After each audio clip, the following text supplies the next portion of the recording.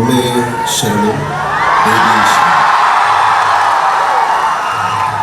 ബഹുമാനപ്പെട്ട അധ്യക്ഷൻ, വേദിയിലും സദസ്സിലും ഉള്ള ബഹുമാന്യരെ, പ്രിയപ്പെട്ട സുഹൃത്തുക്കളെ, സഹോദരി സഹോദരന്മാരെ, ഭക്തജനങ്ങളെ, എല്ലാവർക്കും എൻ്റെ വിനീതമായ നമസ്കാരം. വാക്കുകൾ അപ്രസക്തമാകുന്നൊരു വൈകാരിക മധ്യയാണ് ഞാനിന്നീ ദേവീ സന്നിധിയിൽ നിൽക്കുന്നത്. അകം നിറയെ അമ്മയാണ് സാക്ഷാൽ ദേവി. പിന്നെ ഈയിടെ മാത്രം എന്നെ വിട്ടുപോയ എൻ്റെ സ്വന്തം അമ്മയുടെ നിറവാർന്ന ഓർമ്മകളും മനസ്സ് നിറഞ്ഞു നിൽക്കുകയാണ്. എൻ്റെ അമ്മ ശ്രീയാറ്റുകാൽ ദേവിയുടെ കരതീർന്ന ഒരു ഭക്തയായിരുന്നു. ജീവിച്ചിരുന്നെങ്കിൽ ഇന്ന് ഏറ്റവും സന്തോഷിക്കുക അമ്മയായിരിക്കുമെന്ന് എനിക്ക് ഉറപ്പുണ്ട്. എത്രയോ വർഷങ്ങൾ അമ്മ പൊങ്കാല സമർപ്പിച്ചു.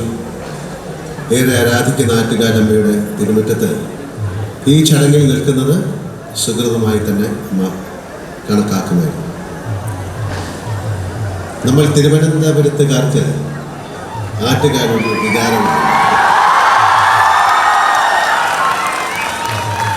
ആറ്റുകാൽ പൊങ്കാല തലസ്ഥാനത്തിൻ്റെ തിരുവോണം. ഏതൊരു തിരുവനന്തപുരത്തുകാരനെ പോലെയും എൻ്റെ കൗമാരവും ആറ്റുകാൽ അമ്പല ദർശനവും പൊങ്കാല അനുഭവമായി നിറഞ്ഞു നിൽക്കുന്നുണ്ട്. എൻ്റെ കുട്ടിക്കാലത്തെ ഓർമ്മകളിൽ അന്ന് ആറ്റുകാൽ ക്ഷേത്രം ഇത്രയും വികസിച്ചിട്ടില്ല. തിരുമുറ്റത്തിൽ ക്ഷേത്രത്തിൻ്റെ ചുറ്റുവട്ടത്തിൻ്റെ വിസ്തീർണമേ ഉള്ളൂ.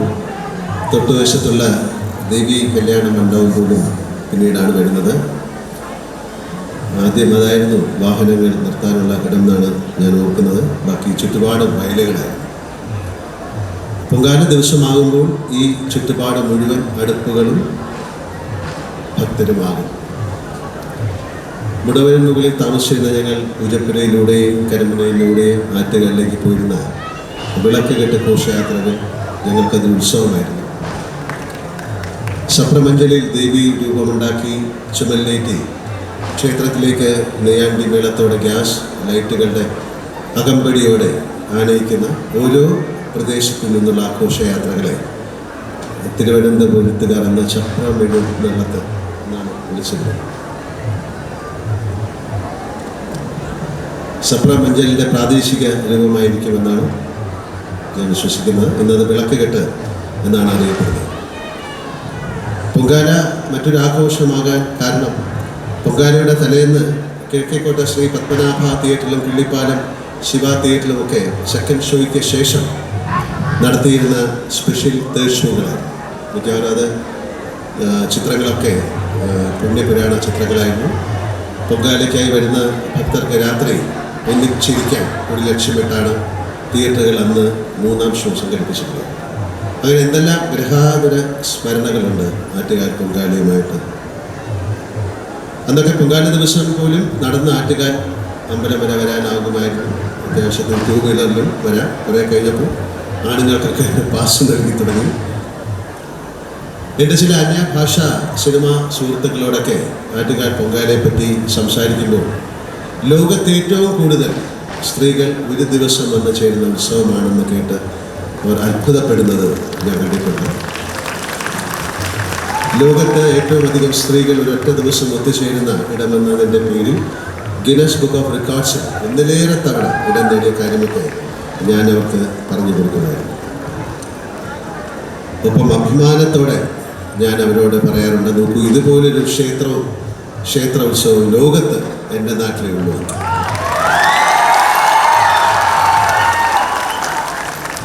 എന്നെ സംബന്ധിച്ച് ഇവിടെ പറഞ്ഞു, എൻ്റെ ജീവിതത്തിലെ നിർണായകമായ 2 സംഭവങ്ങൾ. 1978 സെപ്റ്റംബർ 3 അന്ന് ഞാൻ ആദ്യമായി അഭിനയം എന്ന് പറയാവുന്ന ഒരു സിനിമയായിരുന്നില്ല, മുഖം കാണിച്ച തിരനോട്ടം എന്ന സിനിമയുടെ പൂജ ഈ ക്ഷേത്ര സന്നിധിയിൽ വെച്ചായിരുന്നു. അതിനുശേഷം ആദ്യത്തെ ഷോട്ട് എടുത്ത് എൻ്റെ മുകളിലെ വീടിൻ്റെ നേരെ മുമ്പിലുള്ള റോഡിലാണ്. അതിനെല്ലാം സാക്ഷിയായി ഞാൻ ഇപ്പോഴും ഓർക്കുന്ന എൻ്റെ സുഹൃത്തുക്കളായ അശോക് കുമാർ, എസ് കുമാർ, സുരേഷ് കുമാർ എന്നിവരൊക്കെയാണ് ഞാൻ അവരെ ഈ നിമിഷത്തിൽ ഓർക്കുന്നത്. അത് കഴിഞ്ഞ് എൻ്റെ വിവാഹം 1988 ഏപ്രിൽ 28 ഞാൻ എൻ്റെ ഭാര്യ സുചിത്രയുടെ കഴുത്തിൽ താലി കെട്ടുന്നത് ഈ പരിപാവന ക്ഷേത്രത്തിൻ്റെ തിരുനാളിലാണ്. ബാക്കി ചടങ്ങുകളൊക്കെ ട്രിവാൻഡ്രം എൻ്റെ സുബ്രഹ്മണ്യ ഭവനിലാണ്. 36 വർഷം കഴിഞ്ഞിരിക്കുന്നു ഞങ്ങളുടെ ദാമ്പത്യത്തിന്. എല്ലാം ആറ്റുകാലമ്മയുടെ അനുഗ്രഹമാണ് ഞാൻ വിശ്വസിക്കുന്നത്.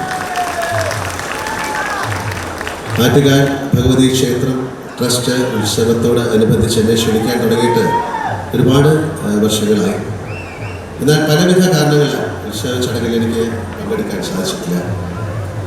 ഇപ്പോൾ നേരത്തെ ഇവിടെ പറഞ്ഞതുപോലെ എല്ലാത്തിനും അതിൻ്റെതായ ഒരു സമയമുണ്ട്. ദാസ, ആ ദാസ എന്നുള്ള വിളി അമ്മയുടെ വിളിയായിട്ട് ഞാൻ കണക്കാക്കി. അന്നൊന്നും എനിക്ക് സമയമായിട്ടില്ലെന്ന് ദേവി കരുതിയിട്ടുണ്ടാവും. ഈ വർഷം ഏതായാലും അമ്മയുടെ അനുഗ്രഹത്താൽ ചടങ്ങിലെത്താനും ആറ്റുകാലമ്മയുടെ നാമധേയത്തിലുള്ള അംബാ പുരസ്കാരം ഏറ്റുപോകാനും സാധിച്ചതിൽ അതിയായ സന്തോഷവും ചാരിതാർത്ഥ്യവുമുണ്ട്. പല തരത്തിലുമുള്ള ബഹുമതികൾ സ്വീകരിക്കാൻ 48 വർഷത്തെ സിനിമാ ജീവിതത്തിനിടയ്ക്ക് എനിക്ക് സാധിച്ചിട്ടുണ്ടെങ്കിലും ഞാൻ വളർന്ന നാട്ടിൽ ഞാൻ മനസ്സുകൊണ്ട് കുമ്പിടുന്ന ശ്രീ ആറ്റുകാൽ ഭഗവതിയുടെ പേരിലുള്ള ഈ പുരസ്കാരം അതിൻ്റെ ആത്മീയ ചൈതന്യം കൊണ്ട് തന്നെ എനിക്കേറെ സവിശേഷപ്പെട്ടതാണ്. ദേവിയുടെ ആശീർവാദമായി തന്നെ ഞാനിതിനെ സവിനയം സ്വീകരിക്കുന്നു. ഇതിനെന്നെ തിരഞ്ഞെടുത്ത ആറ്റുകാൽ ട്രസ്റ്റിലെ എല്ലാ ഭാരവാഹികളോടും എനിക്കുള്ള കൃതജ്ഞതയും ഞാൻ ഈ അവസരത്തിൽ പ്രകാശിപ്പിക്കുകയാണ്.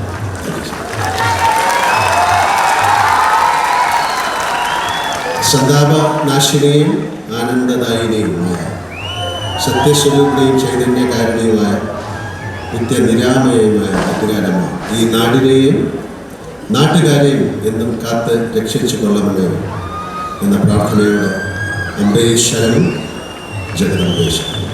Thank you very much.